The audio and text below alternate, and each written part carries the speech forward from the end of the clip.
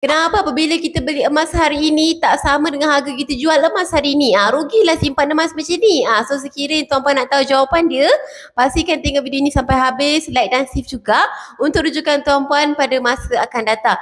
Bagi tuan-puan yang baru nak mula simpan emas, antara perkara yang tuan-puan perlu tahu ialah simpanan emas ini ada spread ataupun susut nilai emas, iaitu perbezaan harga kita beli emas dengan harga kita jual emas. Sebagai contohnya, apabila tuan-puan nak beli emas pada hari ini, harga 1 gram sekitar RM467, dan apabila tuan-puan nak terus jual pada hari yang sama, tuan-puan hanya akan dapat sekitar RM428 sahaja untuk 1 gram.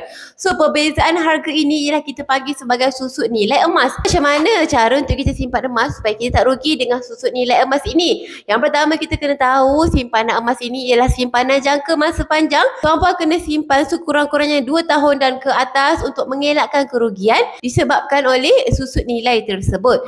Sekiranya tuan-puan tak yakin adakah duit simpanan tersebut boleh simpan untuk 2 tahun dan ke atas, sebaiknya simpan sahaja dalam bentuk cash ataupun simpanan tabung haji supaya tuan-puan tak mengalami banyak kerugian disebabkan oleh susut nilai emas tersebut. Tapi sekarang ni kenaikan harga emas sangat tinggi, tak perlu tunggu 2 tahun ke atas untuk dapat keuntungan dengan simpanan emas. Dalam setahun saja dah boleh nampak kenaikan dengan harga emas ini sangat tinggi berbanding medium kaedah simpanan yang lain. So tuan-puan tak perlu risau dengan susut nilai ini, terus saja mula simpan emas hari ini, konsisten tambah setiap bulan, dan tuan-puan bila ada kecemasan boleh saja jual emas tersebut.